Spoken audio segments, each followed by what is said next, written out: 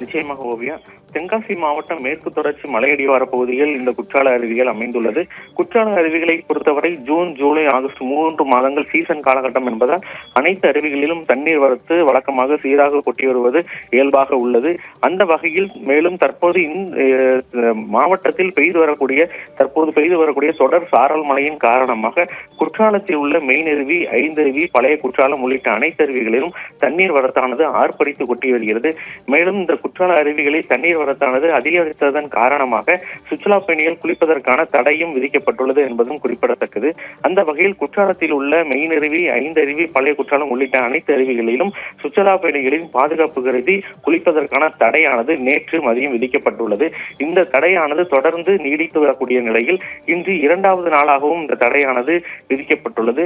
அந்த வகையில் குற்றாலத்தில் உள்ள அந்த அருவிகளில் தண்ணீர் வரத்து இன்றும் குறையாததன் காரணமாக தடையானது 2வது நாளாகவும் நீடிக்கப்பட்டுள்ளது.